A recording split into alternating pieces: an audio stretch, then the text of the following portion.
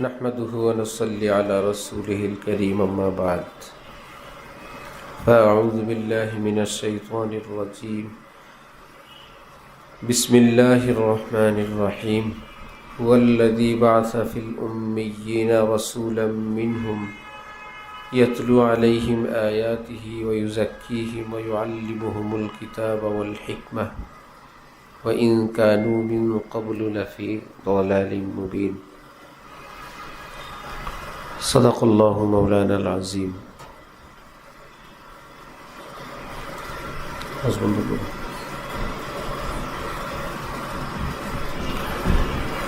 আল্লাহ পাক রব্বুল আলামিন হযরত রাসূলুল্লাহ সাল্লাল্লাহু আলাইহি ওয়াসাল্লামকে মৌলিক চারটি কাজের আদেশ দিয়ে তার দায়িত্ব ঘোষণা করেছেন।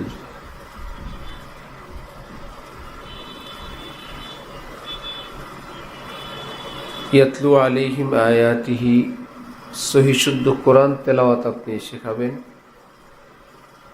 ওয়া ইউআল্লিমুহুমুল কিতাব, কোরআনের মাসআলা শেখাবেন। ওয়াল হিকমা, সুন্নত শেখাবেন। ওয়া ইউযাক্কিহিম, তাদের আত্মশুদ্ধি করবেন। নবীজি হযরত সাহাবায়ে কেরাম রিজওয়ানুল্লাহি তাআলা আলাইহিম আজমাইনের উপরে চারটি কাজ করলেন। হযরত সাহাবায়ে কেরাম চারটি কাজ গ্রহণ করলেন। তাহলে এই কাজটা কি সাধারণ কাজ না নবীওয়ালা কাজ?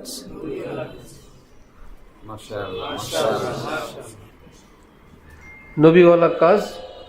30 পারা কোরআনের সবই নবীওয়ালা কাজ।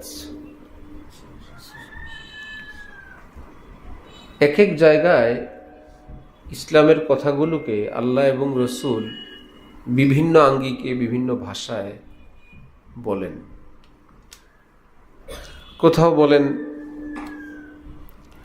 আল ইমানু বিজউ ওয়া সিত্তুনা শুবা,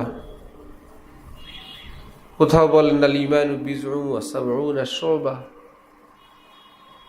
ইমানের 60-এর উপরে শাখা আছে, 70-এর উপরে শাখা আছে, 77টি শাখা আছে। ইমানের শাখা সবটা মিলাই হলো কি ইমান। শাখা অর্থ ডাল। শাখা অর্থ কি? একটা গাছের যতগুলো ডাল, প্রত্যেকটা ডাল যদি থাকে, পাতাগুলো যদি থাকে, ফুলগুলো যদি থাকে, চতুর্দিকে গাছটা যত সুন্দর লাগবে, এক পাশ থেকে একটা ডাল কেটে ফেললে কি অত সুন্দর লাগবে? এই বলি কি গাছটা মারা যাবে? গাছটাও মারা যাবে না, আগের মতো সুন্দরও লাগবে না। আরেকটা ডাল কেটে ফেললে গাছ আছে, ডাল নাই। আরেকটা কেটে ফেললে গাছ আছে, ডাল নাই। ফুল ছিঁড়ে ফেললে গাছ আছে, ফুল নাই। পাতা ছিঁড়লে গাছ আছে, ডাল আছে, পাতা নেই। যেমন গাছ আছে ঠিক তেমনি তার সবগুলো ডাল আছে, তেমনি সুন্দর ঘন পাতা আছে, পাতায় ফুল ফল আছে। সেই গাছটা কি অনেক সুন্দর না? যদি ফুল না থাকে গাছ থাকে কি না?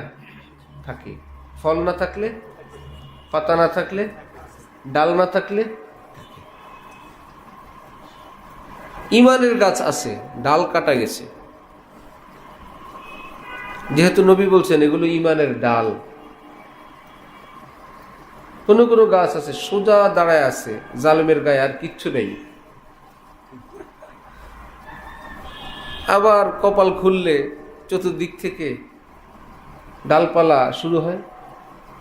আমাদের দেশে বড়ই গাছের এমন হয়, মৌসুমের শেষে বড়ই গাছের এমন হয় পুরা হলক, মুহাল্লিকিনা রুউসাহুম, এক ডাল মাল একদম গোড়ায় কাটে। এই গাছ আর জীবনে কিছু হবে এরকম মনে হয় না। অনেক এলাকার লোকেরা এটা জানে না, গাছ কেটে ফেললে কি হবে, আগামী বছর কেমনি বড়ই ধরবে, পরের বছর আর ধরে না।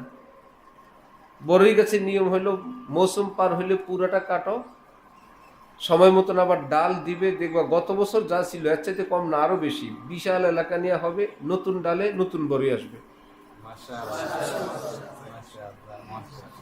অনেক এলাকার লোক জানে না এটা। বড়ই গাছ তার জায়গায় আছে, আম গাছের মতন প্রতি বছর আম ধরে, প্রতি বছর বড়ই ধরবে। এক একটা প্রসেস আছে এক এক জিনিসের। আমাদের কুমিল্লা, চাঁদপুর, এর মধ্যে আমাদের কচুয়া এক সময় বড়ইর জন্য একদম প্রসিদ্ধ ছিল, কচুয়াটা। আর আমরা ছোটবেলায় এটা দেখছিও, এত বড় বড় স্তূপ হতো হাটে, কোন একটা মাঠের মধ্যে বড়ই আর বড়ই, বিশাল বিশাল স্তূপ বড়ইয়ের। ওটা ছিল বোল বড়ই, যেটা একটু বড় বড় হয়, মিঠা হয়। আমাদের এই বাড়িতে ওই বাড়িতে পাশের বাড়িতে বড় বড় গাছ হইতো, আমরা সেগুলো দেখতাম। যারা গাছ কিনতো সেগুলো দেখতাম, সে গাছ থেকে কিভাবে পাড়ে সেগুলো দেখতাম। বড়ই গাছে তো উঠা যায় না, বড়ই ধরবে কিভাবে? বড়ই গাছে উঠার নিয়ম হলো গাছের বাহির দিয়ে বাঁশ দিয়ে উঠতে হয়, গাছের বডি দিয়ে, ডাল দিয়ে না। গাছ যতটুকু আছে আছে, এর বাহির থেকে গিয়ে ওটার উপরে বাঁশ, যার মধ্যে এরকম উঠার মতন ধাপ আছে, বা বাঁশের যে কি থাকে, শাখা থাকে, সেটার নাম কি? কঞ্চি। ওটা কেটে কেটে ওটার মধ্যে গোড়া একটু রাখে, একটাই এক পিস বাঁশের। হ্যাঁ, কি এই ফরিদপুরের কম কি কি? আরে না, জিংলা, জিংলা। ওটার গোড়া দিয়ে অল্প একটু রাখে, একটা বাঁশ, এটাই মই। এটাকে খুব সহজে গাছের উপর ফেলতো, হেলায় ফেলতো, গোড়ায় কেউ থাকতো বা এটাকে কোনোভাবে স্থাপন করে ওই দিয়ে উঠে যেত। আমাদের আকাশ মামা প্রসিদ্ধ ছিলেন, বড়ই গাছ কেনার উস্তাদ ছিল। বাছাই করা বড়ইটা উনি ব্যাগে করে নিয়ে আসতেন, প্রচুর বড়ই। আল্লাহু আকবার। তাহলে এক সময় কেটে ফেললে দেখা যায় তার কোনো ডাল নাই, আবার আসে। ঠিক কোনো মুমিনের, এই ঠিক করো না কেন, আমিও বয়ান করি, মাইকেও বয়ান করে, মুশকিলা আওয়াজ কমাইতে হবে, মাস্টার সাহেবের ধরো।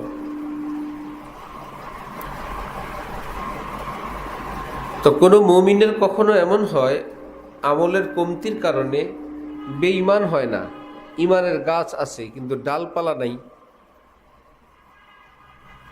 আল্লাহ পাক যখন তৌফিক দেন, এমন সুন্দর ডালপালা, এমন সুন্দর গাছ, এই গাছের যে কোনোদিন ডাল ছিল না, পাতা ছিল না, এর চিহ্নও থাকে না, এতটা সুন্দর হয়। হাজী সাহেব আমাদের সঙ্গে উমরায় গেলেন, তার সঙ্গে আমাদের পরিচয়। উনি জামা পায়জামাওয়ালা একজন মানুষ, পাঞ্জাবিওয়ালা, দাড়িওয়ালা একজন মানুষ। হাজী সাহেব এখানে গেলাম। জিদ্দা এয়ারপোর্টে পার হওয়ার পর ওরা আইন করছে, সৌদিতে যেই বছর প্রথম প্রবেশ করছে, যেই ছবি নিয়ে ইমিগ্রেশনে, নেটে তো অ্যাপস আছে, নুসুক, এটা সেটা, ওই অ্যাপস ওপেন করতে হবে, পাসপোর্ট ইত্যাদি দিলে কিন্তু ছবি আসবে সর্বপ্রথম সৌদি আরব ঢুকছিলেন যেই ছবি দিয়ে, সেটা। হাজী সাহেবের ছবি তো আগেরটা এসে গেছে, যখন তিনি মিস্টার ছিলেন, দাড়িও নাই, মোচও নাই, চুলের ডিজাইনও, বহু আগের গল্প ওনার। আর যে উনি খেপছে, কে বলছে সৌদি আরবে কিচ্ছু জানে না, এমন চালাকের চালাক, আমার কত আগে ছবি রেখে দিচ্ছে, চেনার মতো না, এত সুন্দর দাড়ি, এত সুন্দর চেহারা, পায়জামা, পাঞ্জাবি। সেই গাছে যে ডাল আসছে, এত সুন্দর বাগান হয়েছে, আমরা তো জীবনে আর জানতাম না, ওইটা না দেখলে যে এমন ছিল। সে তো ভালো হয়ে গেছে, কিন্তু পৃথিবীর কোনো দেশে গুগলে সেটা রয়ে গেছে। আল্লাহ পাক বলেন, আমি যদি মাফ করে দেই আমার কোনো জায়গায় আমি রাখি না।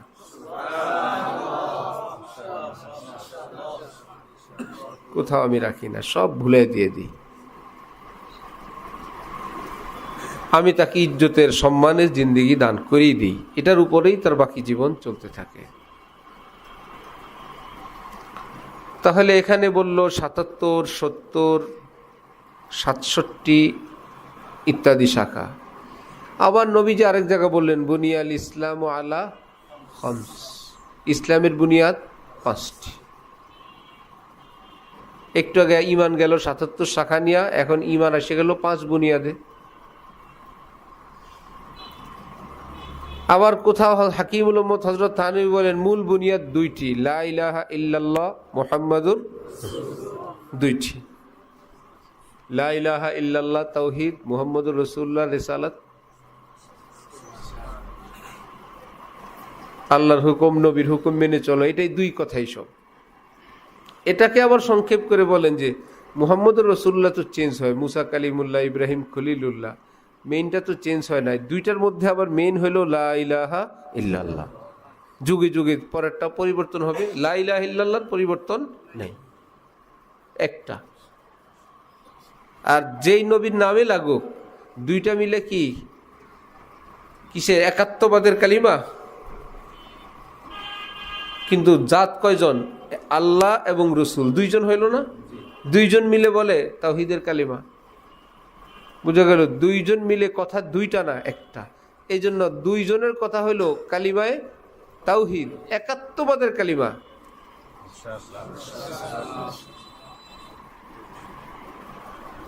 जो खुदा कहता है सरकार वही कहते हैं।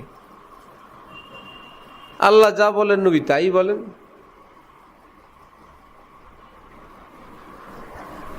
আল্লাহ ইসলামের শোভা সবগুলোর মুআল্লিম ছিলেন রাসূলুল্লাহ সাল্লাল্লাহু আলাইহি ওয়াসাল্লাম, সবটার। পড়া হোক, ইয়াতলু আলাইহিম, ইউআল্লিমুহুমুল কিতাব, খুসুসি থেকে দাওরা পর্যন্ত পড়ানো। ওস্তাদ কয়জন? একজন। ওয়াল হিকমা, সুন্নত শিখাবেন, তিনিও কে? একজন। ওয়াইউজাক্কিহিমের পীর সাহেব, সেও কয়জন? একজন। জিহাদেরও আমির সাহেব তিনি, সুন্নতের মহিউস সুন্নাও তিনি, পীর সাহেবও তিনি, শাইখুল হাদিসও তিনি, হাফেজ সাহেবও তিনি, ওস্তাদও তিনি, ওস্তাদুল ওস্তাজও কি তিনি। এটা কিভাবে সম্ভব? জিহাদের নেতৃত্ব দিচ্ছেন, অজু গোসল শিখাইতেছেন, নখ কাটা শিখান, মোষ কাটা শিখান, জামা শিখান, হাসি খুশি শিখান, 30 পারা কোরআনে শিক্ষা দিচ্ছেন, এত বিশাল হাদিসের ভান্ডারে শিক্ষা দিচ্ছেন। এটা কিভাবে সম্ভব? এটাও একটা মুজিজা নবীজির, এটাও একটা কি মুজিজা, অলৌকিক ব্যাপার। এখন যে হেফজ পড়ায় সে কি আর বুখারী পড়ায়? না ভাই আর পারা যায় না। হেফজখানার ছাত্রদের জন্য যদি বলি একটু বাংলা অঙ্ক পড়ান, হাফেজ সাহেবরা বলে না, 2টা চলবে না, এনে একটাই বেশি। আর একটা পারে না, না সময় নাই হুজুর, হেফজই পারে না আবার বাংলা অঙ্ক, 24 ঘন্টা ওইটাই দরকার। হাফেজ সাহেব যদি বলে যে আমি কিছুদিন বুখারী কোরআন শরীফ, কোনো মাদ্রাসায় তাকে রাখবে না, যে ভাই একটাই জান, আপনি কোনটা করবেন করেন। কেউ আজান দেয়, কে ইমামতি করে, কে খতিব। যেমন ডাক্তার সাহেবরা আগের যুগে ছিল, ডাক্তার মানে ডাক্তার, সব ডাক্তার। মানুষ অসুস্থ হয়েছে তো চিকিৎসা করবে ডাক্তার। পরে নামলো এইবার দাঁতের ডাক্তার, চোখের ডাক্তার, মাথার ডাক্তার, পেটের ডাক্তার, ঠ্যাঙ্গের ডাক্তার, হাঁটুর ডাক্তার, চামড়ার ডাক্তার, রোগের ডাক্তার। হ্যাঁ, চামড়ার ডাক্তারকে কি বলে? Skin specialist. আমরা একটু বাংলা কইছি তো মনে করিস না যে এটা আসলে আছে না নাই। চর্মরোগ, চামড়ার ডাক্তার, রোগের ডাক্তার আছে। মজার কথা আরো আছে, ডাইন চোখের ডাক্তার আলাদা, বাম চোখের ডাক্তার আলাদা। চোখের রাজার অংশের ডাক্তার আলাদা, সাদা অংশের ডাক্তার আলাদা। সামনের সাইড আলাদা, পিছনের সাইড আলাদা। চোখের স্বাভাবিক চিকিৎসার ডাক্তার আলাদা, অপারেশনের ডাক্তার আলাদা। এই চোখের উপরেই অপারেশন করে না, উনি অপারেশন করেন, চোখের ডাক্তার এমনি। চক্ষু হসপিটাল আছে যেখানে পুরা হাসপাতালে শুধু ডাক্তার আর ডাক্তার, পুরাটার মধ্যে কিসের ডাক্তার? চোখ আর চোখ। ওই চোখ কত বড় জিনিস যেটার উপরে এত লোক লাগে না ভাই। চোখের অনেক ডিপার্টমেন্ট আছে, এক একজন এক একটা, একই ডাক্তার না। কোনো দিন ওষুধ লেখে আর বলে দাঁতের ডাক্তারই গরু গরু। কি আছে চোখে না দেখলে মেয়ে দুনিয়ার দাম আছে? চোখ হলো মেন, এগুলো বলে। দাঁতের ডাক্তার কোনোদিন বলে দাঁত না থাকলে জোয়ান কালো বুড়ার মতো লাগে, খাইতে স্বাদ নাই, লইতে স্বাদ নাই, ইত্যাদি ইত্যাদি। দাঁত আছে তো সৌন্দর্য আছে, ভাই দাঁতে মেন, এগুলো বলে বসে বসে। সে তার কাজ করে। হ্যাঁ, এগুলো পাবেন আমাদের ইসলামে। যে যে ডাক্তারি করে, ডাক্তাররা মোটামুটি ভালো আছে, বিশেষ করে ওনাদের শিষ্য কম্পাউন্ডার যারা থাকে, বক্ত।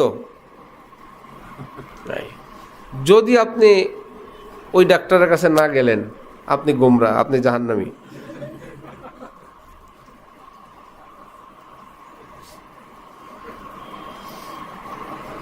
অথচ বোঝা উচিত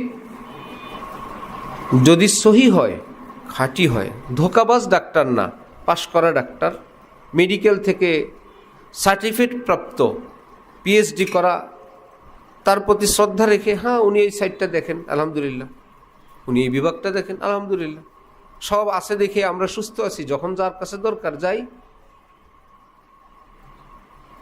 সবাই দাঁতের ডাক্তার হইলে হবে না, সবাই চোখ, সবাই ডায়াবেটিস হইলে হবে না। সবাই যদি ভাগযোগ করে এক একজন এক একটা করে, সবটা মিলে বডির প্রয়োজন যখন যেখানে হবে সেখানে যাওয়া যাবে।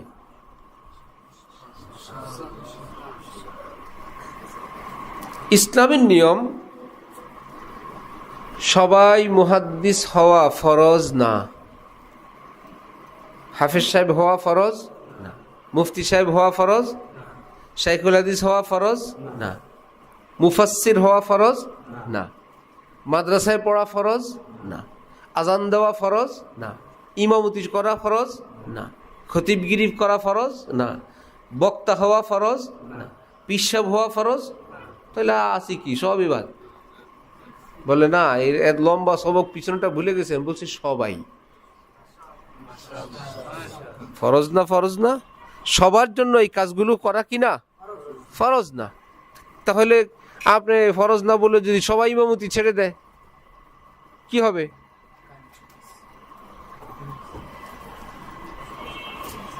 কারেন্ট আনার ব্যবস্থা আছে?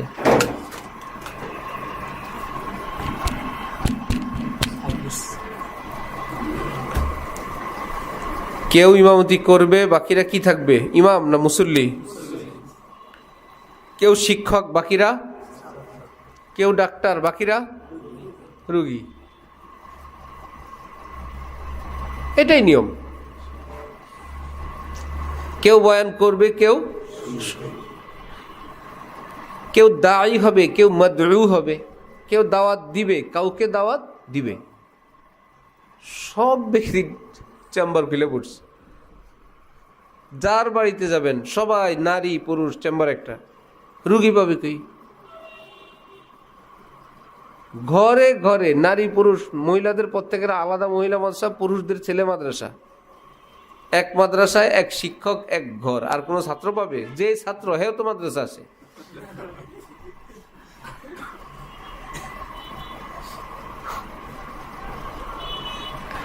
এটাকে বোকামি বলে। ইসলাম এটা নাই। মাশাআল্লাহ।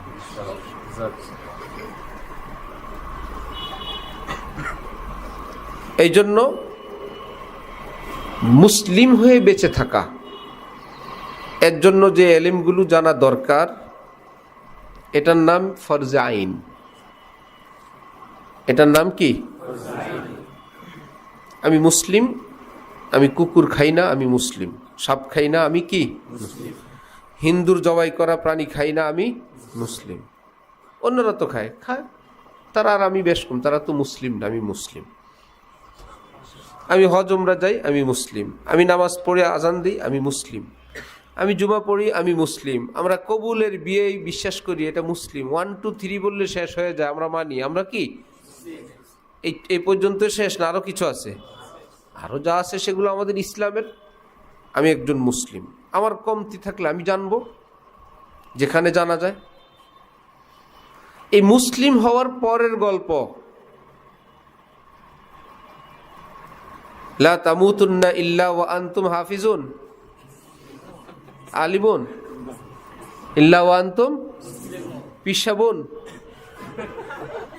কি আল্লাহ বলছে মুসলিম না হয়ে আসবা না, পিসাব না হয়ে আসবা না, এটা বলেন নাই। আমিসাব না হয়ে আসবা না বলেন নাই, দায়ী না হয়ে আসবা না এটা বলেন নাই, শেখুল হাদিস মুফতি মুহাদ্দিস হয়ে না হয়ে আসবা না এটা বলেন নাই। কিন্তু বলছেন কি না হয়ে আসবা না? জান না দে না। হযরত থানবী তরজমা করছেন লা তামুতুন্না, তরজমা কি? জান না দে না। সুবহানাল্লাহ। মুসলিম না হয়ে জান দিও না, এইটুকুন হলে কামিয়াব। কারণ বাকিগুলো আমাদের উপর ফরজ না, যে যেটা পারেন করেন। মাদ্রাসায় পড়াবেন, পড়ান, আজান দিবেন, দেন, খতিবগিরি করেন করেন, পিসাবগিরি করেন করেন, ওয়াজ করেন করেন, বসে থাকেন করেন, কৃষিকাজ করেন করেন, দোকানদারি করেন করেন, সচিব হবেন হন, কোনো আপত্তি নেই। কিন্তু যে যেখানে আছে এরা কি অমুসলিম না মুসলিম? কেমন মুসলিম? এই জায়গায় আসেন। ডালপালা ছাড়া মুসলিম না ডালওয়ালা? ডালওয়ালা।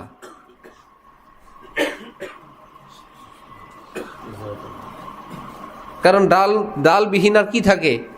ইমান, লা ইলাহা ইল্লাল্লাহ মুহাম্মাদুর রাসূলুল্লাহ, বাস এইটুকুন। আল্লাহ বলছেন যে এই আল্লাহু আকবার। হযরত থানবী বলেন, অনেকেই প্রশ্ন করে হুজুর দাড়ি রাখা কি ফরজ? না, কেটে ফেলি। হুজুর পাঞ্জাবি পরা কি ফরজ? হুজুর পাগড়ি পরা কি ফরজ? না। হুজুরের নামাজের আগে 2 রাকাত 4 রাকাত পরে সুন্নত পড়তে, এগুলো কি না পড়লে ঈমান থাকবে না? থাকবে।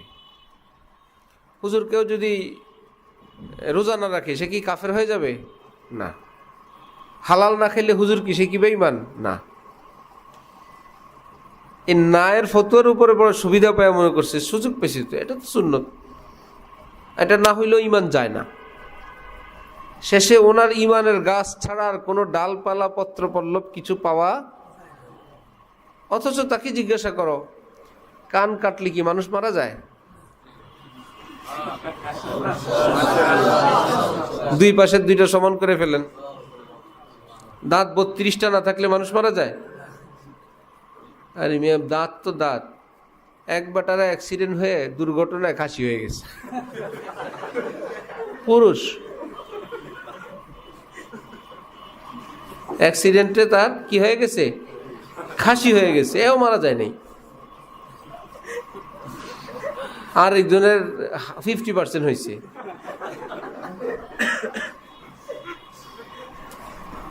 এও তো মারা যায় নাই। ছাগল যদি না মরে, গরু যদি না মরে, বোঝা গেল ওই আইটেম ছাড়াও মানুষ বাঁচতে। সুতরাং আপনার তো বাঁচার দরকার। কান কাটছে একবার, খাসি হয়েছে আর একবার, দাঁত 32টা ফেলা দিছে, চুলও ফেলা। চুল না থাকলে কি মানুষ মরে, বাঁচে না?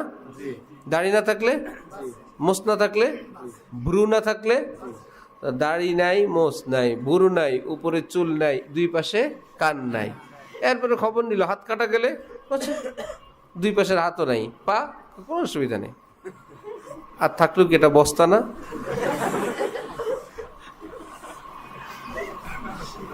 বাঁচলে হয়েছে।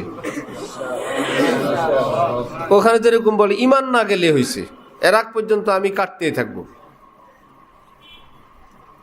আলেমরা বলছে এটা না করলে ঈমান যায় না। বেঈমান না হইলে হয়েছে।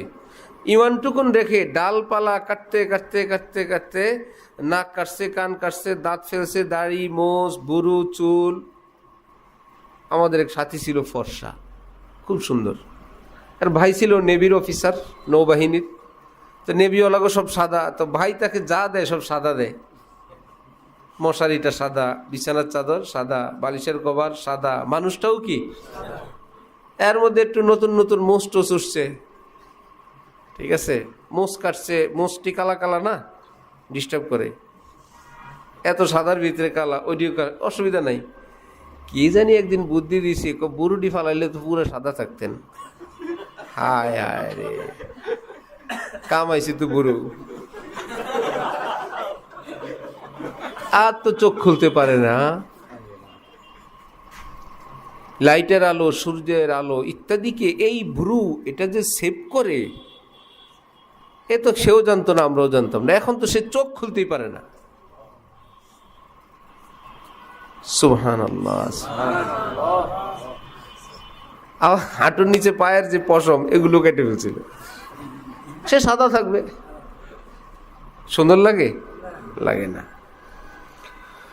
তো যদি দেহের অঙ্গ কাটা গেলে মারা না যায়, এই অঙ্গগুলো কাটার জন্য কেউ প্রস্তুতি নেয় না, কাটে না, অথচ সে বেঁচে থাকবে। সুতরাং যে আমলগুলো না করলে ইমান যায় না, ওগুলো কিন্তু এটা শুনে খুশি হয়ে যায়। এটা না করলে ইমান যাবে না, কাটো, বাদ দাও, দাড়ি কাটো, পায়জামা পাঞ্জাবি বাঁধো। তাহলে দেহের সবগুলো কাটতে কাটতে যেরকম কিছুই থাকে না, ইমানের কাটতে কাটতে ডালপালা একদম গাছ না পিলার আল্লাহ জানে। আরেক সিনিয়র হাফিজ সাহেব আমাদের, একই ওস্তাদের ছাত্র, রমজান মাস খতমে তারাবি পড়াইছে চট্টগ্রাম। 27-এর দিন লম্বা হাদিয়া, রমজানের পকেট গরম, বেচারা চট্টগ্রাম থেকে দেশে আসছে, এক পথে একটু রাত হয়েছে, এর মধ্যে ডাকাত 2জন দাঁড়ায় রয়েছে রাস্তায়। কি মুশকিল, আগের থেকেও ভয়, টাকা পয়সা সহ, তো রাত, সালাম দেয় সরে না, দৌড় দিলে যদি পিছনে কোপ দিল, আগাইলে এক কদম আগায়, কিন্তু ওরা স্থির দাঁড়ায় আছে, কোনো নড়চড় নেই যে আসো সামনে, পরে না বুঝবা। কথা বলে উত্তর দেয় না, নড়েও না, আগায়ও না, পিছায়ও না। আল্লাহর উপর ভরসা করে সামনের দিক রওনা হয়েছে, যা হওয়ার হবে। গিয়া দেখে ছোট ছোট 2টা তালের চারা ঠাডা পড়ে সব মারা গেছে।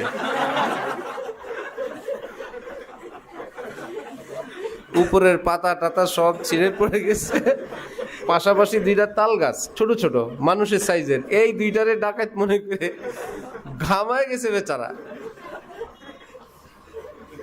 হাফেজ আব্দুল কাদের ভাই আমাদের মুরব্বী, পরে শুনলাম এই গল্প। এরকম ঠাডা পড়া তাল গাছের মতন যদি কিছুই না থাকে, তাল গাছের গুলো ডাল থাকলে বোঝা যেত না এটা গাছ, ঠাডা পড়ে গাছ হয়ে গেছে ডাকাত। ঠিক এরকম ঠাডা পড়ে যার কিচ্ছু নাই, এটা কি মানুষ না প্লাস্টিক? মুসলমান না অমুসলিম? না নামে চেনা যায়, না চেহারায় চেনা যায়, না কথায় চেনা যায়? ভাই দেখলেই তো বোঝা যাবে এটা তাল গাছ। এখন কিছুই বোঝা যায় না।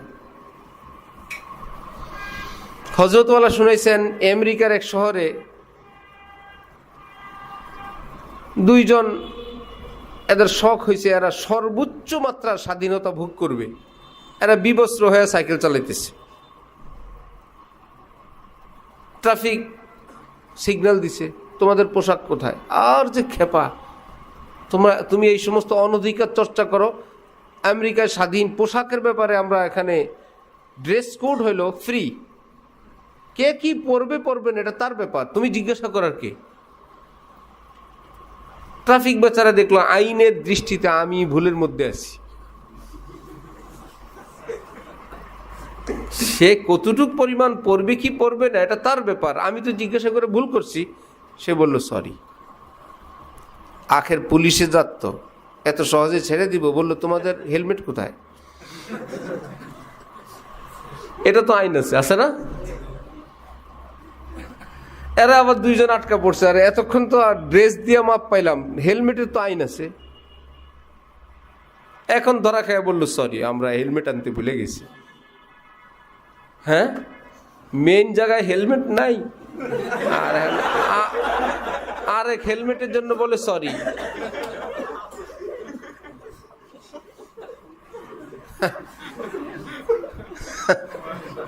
লা ইলাহা ইল্লাল্লাহ।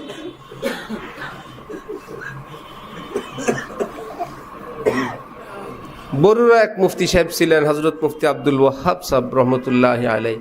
খুব বুজুর্গ আলেম। মানুষ আসতো আর আসতো, হাদিয়া, তোহফা, দোয়া, নজর, বকা, যার ভাগ্যে যা জুটে। আমাদের শ্বশুরালয়ের পক্ষের আত্মীয়, আমার শাশুড়ির আপন ফুফা। তো ফুফা যে আসছে, আমার শাশুড়ি ছোট বোনরা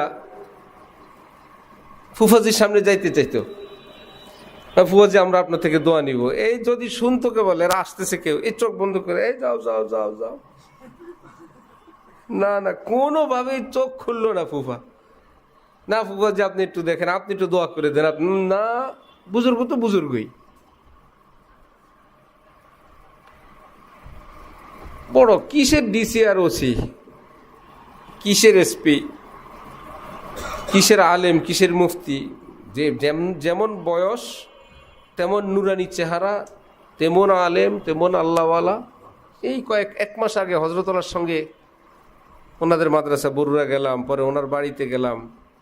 ওনার সাহেবজাদা মুফতি সালমান সাহেব বলতেছেন, বড় ভাই মুফতি নোমান সাহেব 3 সেট একটা বিল্ডিং করছেন। আব্বার আক্কের হের ঘরেই জানাই তোরা দুনিয়াদার হইছস, বিল্ডিং করা শুরু করছস। যাই নাই ঘরে, দুনিয়াদার হয়ে গেছিস না। ওই এলাকায় গিয়া সর্বপ্রথম জায়গা কিনছে কবরের। ভাই কবর ঠিক করো আগে, কবরের জায়গা কিনছেন আগে। আমরা কিনি বাড়ির জায়গা, উনি কিনছেন কিসের জায়গা? আসল বাড়ির জায়গা কিনছেন। বা যেখানে থাকবো সেটা কই, কোন জায়গায় শোয়ব আমার, কার জায়গায় চিন্তা করছেন? আমাকে তো ওইটাও নেই, মন তো কোন যেখানে ইচ্ছে ওখানে ফালা দিস, জুরাইনি হোক আজিমপুরে হোক। অথচ উনি আগে ঠিক করছেন ভাই আমি কোথায় শোবো। তারপরে এক একরের মতো জায়গা কিনে একটা মসজিদ মাদ্রাসার জন্য ওয়াকফ করে দিচ্ছেন, হয়ে গেছে। তো ওনার কাছে ছেলেপেলেরা যাইতো যে একটু ভুল হইলে বকা দিবে, বকাও মজা, আল্লাহওয়ালাদের বকাও অনেক মজা। কয়েকটা গেছে মিলে চল, শার্ট প্যান্ট টলা ইত্যাদি পাইলে আরো বেশি ধমকাইতেন। গেছে দাড়িও নাই, শার্ট প্যান্ট, হুজুর একটু তাবিজ নিতে আসছি বা পানি পড়া নিচ্ছি। আমি হিন্দু করে তাবিজ দিই না, আমি হিন্দুদেরকে তাবিজ দেই না। হুজুর আমরা হিন্দু না, আমরা মুসলমান। তো কাপড় খেলে দেখবো, কাপড় খেলে দেখবো। তোরা হিন্দুরা মুসলমান কেমনে বুঝবো? তাহলে মুসলমান তার পরিচয়টা এমন ভাবে বহন করা চাই, কেউ যাতে সালাম দিতে দ্বিধা না হয়, নাকি? লা তামুতুন্না ইল্লা ওয়া আনতুম, কেমন বস্তার মতো মুসলমান? কান নাই, দাঁত নাই, বুরু নাই, চুল নাই, হাত নাই, পাও নাই, ওই মুসলমান না। বুঝে গেল, পাক্কা মুসলমান। তোমরা মুসলমান না হয়ে মরবা না। এই মুসলমানটা কি কাঁচা না পাকা? বেনামাজি না নামাজি? হারাম খোর না হালাল খোর? হালাল খোর। হারাম খাইলে যদি হারাম খোর হয়, হালাল খাইলে কি খোর? তাহলে দাওয়াত খাইলে দাওয়াত খোর। কোনো অসুবিধা নেই, শুনতে কেমন শোনা যায়? যে হালাল খায় সে হালাল খোর, হারাম খাইলে কি? সুদ খাইলে, ঘুষ খাইলে, পান খাইলে, দদ্দা খাইলে কোনো অর্থ একই, খানেওয়ালা। তাহলে এমন মুসলিম যে হারাম খোর না, হালাল খোর, বেনামাজি না নামাজি, বেপর্দা না পর্দাওয়ালা, জবান নষ্ট না ভালো জবান, চোখ নষ্ট না ভালো ভালো চোখ। তার মানে আল্লাহ পাক যে বলছেন আসবা এগুলো ঠিক করে। আমরা হয়ে গেছি কি, এখনো মুসলমান হই নাই। বিভিন্ন সাইডে আমার প্রচন্ড রকমের ক্যান্সার, প্রচন্ড রকমের কমতি। এর মধ্যে যে কোনো একটাকে ধরে আমি মহা খুশি, দুইটাকে নিয়ে আমি মহা খুশি। এবং অন্যরা কেন আমার দলে আসে না এই নিয়ে আমি প্রচন্ড ক্ষুব্ধ। খোঁজ নিয়ে জানা গেছে আমার ইমানের পয়েন্টের চেয়ে যার উপর আমি ক্ষুব্ধ তার পয়েন্ট বেশি।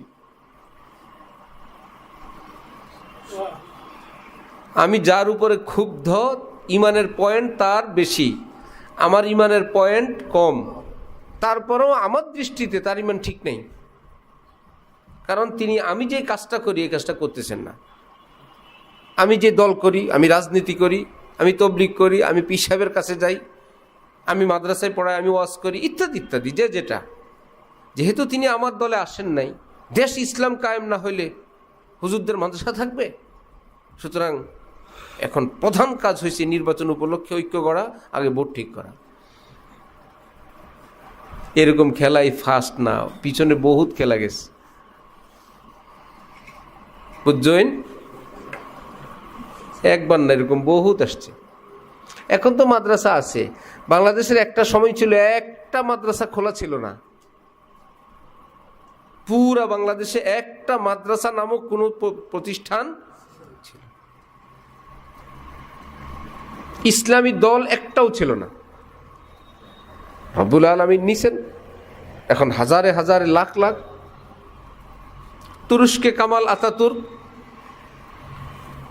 এমন নিষিদ্ধ করলো কোরআন হাদিস, আরবি হরফ শুদ্ধা নিষিদ্ধ, আরবি অক্ষর সেটাও নিষিদ্ধ, আজান নিষিদ্ধ।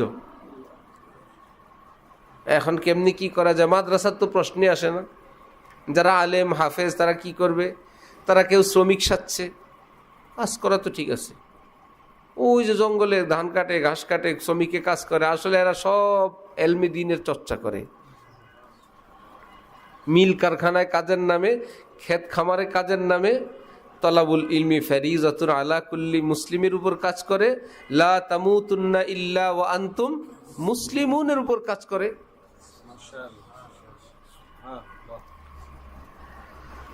আলোচনার শেষ প্রান্তে চলে আসছি। হাফেজ হওয়া ফরজ না মুসলিম হওয়া ফরজ? পীর সাহেব হওয়া ফরজ না মুসলিম হওয়া ফরজ? দায়ী আমির হওয়া ফরজ না মুসলিম হওয়া ফরজ? মাদ্রাসা করা ফরজ না মুসলিম হওয়া ফরজ? দেশে ইসলাম প্রতিষ্ঠা করা ফরজ না মুসলিম হওয়া ফরজ? অর্থাৎ যেগুলোকে আমি বিপরীতে বলছি, ফরজের বিপরীতে, সবই আমাদের কাজ, একটাও ইহুদিদের কাজ না, খ্রিস্টানের কাজ না। সেগুলো কে করবে? আমরাই করব।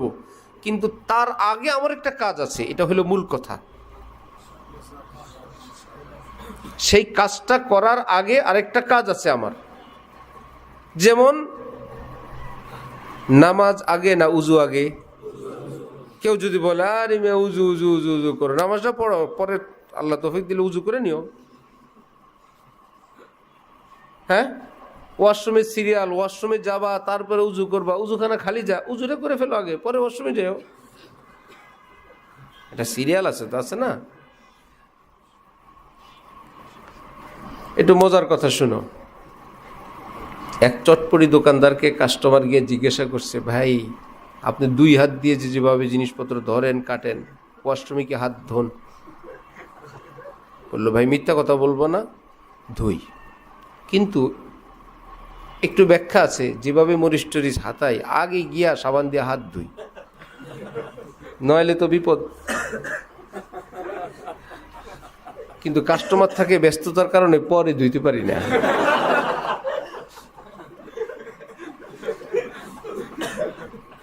হাত ধোয়া দরকার, ধোয় না, চলবে তো, ঠিক না?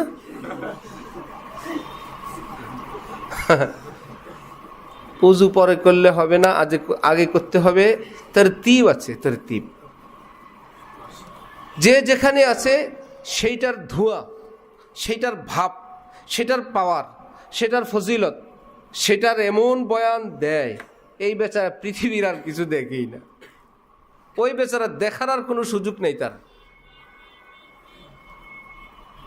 কিন্তু এক ছেলে অশিক্ষিত, সে ঘুরে ঘাড়ে খায়, তার দৃষ্টিতে মা বাবা হইল কিছুই বুঝে না। আরেক ছেলে শিক্ষিত, সে নিয়মিত টাকা পয়সা দেয়, আরেকটা এমন ভাই বেড়াদার 5-7টা আছে, এক একটা এমন, পরস্পর ঝগড়া বিবাদ হয়। মা সন্ধ্যাবেলায় ভাত পাকায় কি শুধু ভালো 2টা ছেলের জন্য না, সবার জন্য।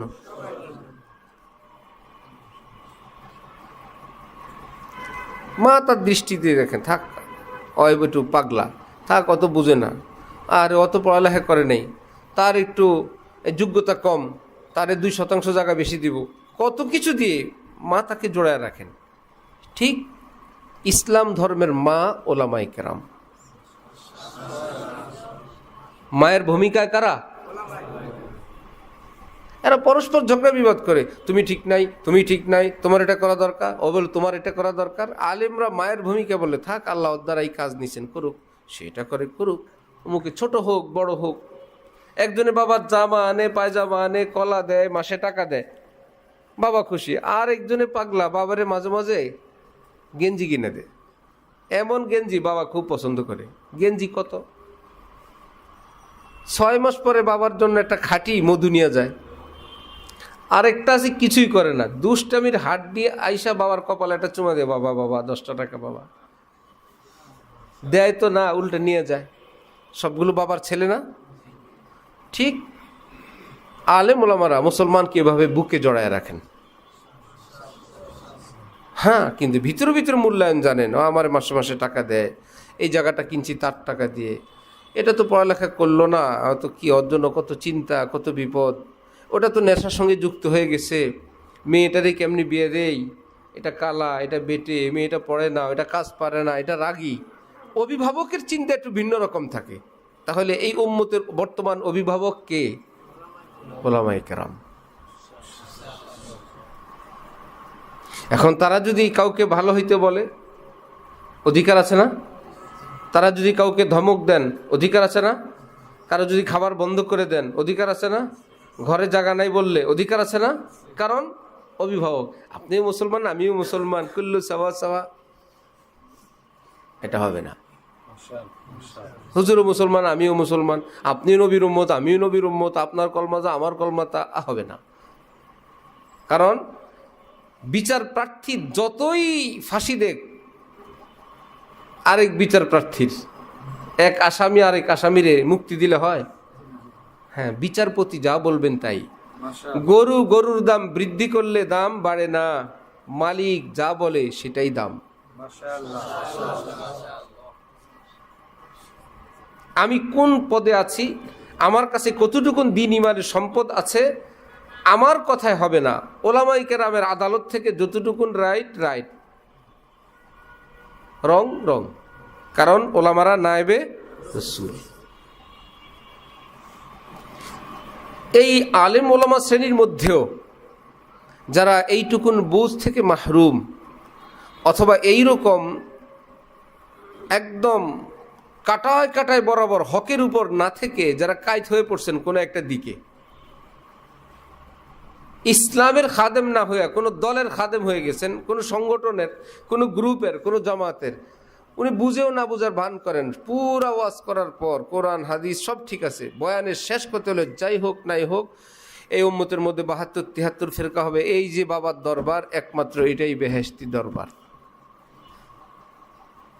সব কথা শেষ কথা, মুক্তিপ্রাপ্ত দল আল্লাহর রহমতে এই জগতে এই বাবা মরহুম যিনি কবরে শুয়ে আছেন, জিন্দা পীর, যার রূহ এখানে বিচরণ করতেছে, আমাদেরকে দেখতেছে, এই বাবাই হইলেন। বোঝা গেল এতক্ষণের কথা যাই ঠিক আছে ঠিক আছে, এবার কি বোঝা গেল, উনি হকের উপর আছে না কায়েত হয়ে গেছে? আবার আরেকজন বলেন যাই হোক নাই হোক, এখন যেই কাজে আজকে যেই মজমায় জমা হইলাম, এই কাজ না করলে একটারও মাপ নেই। আরেকজন বলল সেটা না করলে মাপ নাই। বোঝা গেল কোরআন হাদিসের এলেম নিজের জায়গায় ঠিক আছে, কিন্তু আকীদাগতভাবে অথবা এলমের কমতি বা ব্যাখ্যা যথাযথ না পাওয়ার কারণে, অথবা সেই রকম উস্তাদ না পাওয়ার কারণে উনি যে নায়েবে রসুল। রসুল কি শুধু আমাদের মধ্যে এই সমাজে যারা নামাজি মুসলমান এদের নবী না, সব মুসলমানের? কিয়ামতের দিন নবী বলবেন যারা পাক্কা নামাজি, দাড়িওয়ালা, টুপিওয়ালা, তাহাজ্জুদ গোজার হুজুর, শুধু আমি তার নবী, এটা বলবেন না কালেমাওয়ালা? সবার সবার।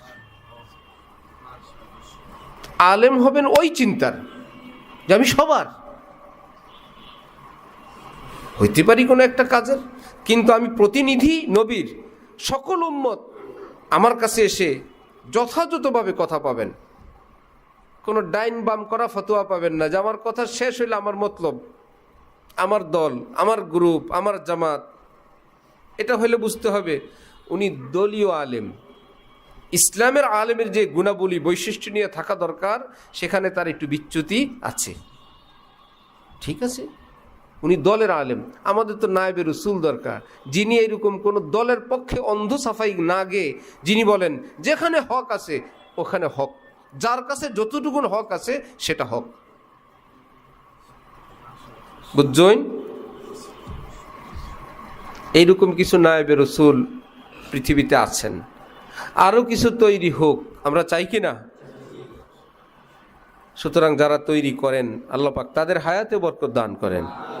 যেই সমস্ত প্রতিষ্ঠান উম্মতের সকল স্তরের মুসলমানদের প্রতিনিধি সৃষ্টি করতে পারে, সেরকম মন, মানসিকতা, উদারতা, খায়ের খাহি, ভালোবাসা, মূল্যায়ন শরীয়তের দৃষ্টিতে, দলের দৃষ্টিতে না, এবং প্রকৃতপক্ষে যারা মুসলমান বানানোর কাজ করে, মুসলমান বানাই আমরা না। তারপরে আপনি কি করবেন করেন, কোন গ্রুপ করবেন, কোন দল করবেন করেন। আমরা উজু করাই, ফরজ পড়বেন না নফল পড়বেন না বিতির পড়বেন পড়েন, আগে কি লাগবে? উজু লাগবে। আল্লাহ পাক এইরকম কিছু আলেম তৈরি করার জন্য মার্কাজুল ইহসানকে এবং দেশের ওলামাই কেরাম যে যেখানে খিদমাত করেন তাদের সকল প্রতিষ্ঠানকে কবুল ফরমান। ওয়া আখিরু দাওয়ানা আনিল হামদুলিল্লাহি রাব্বিল আলামিন।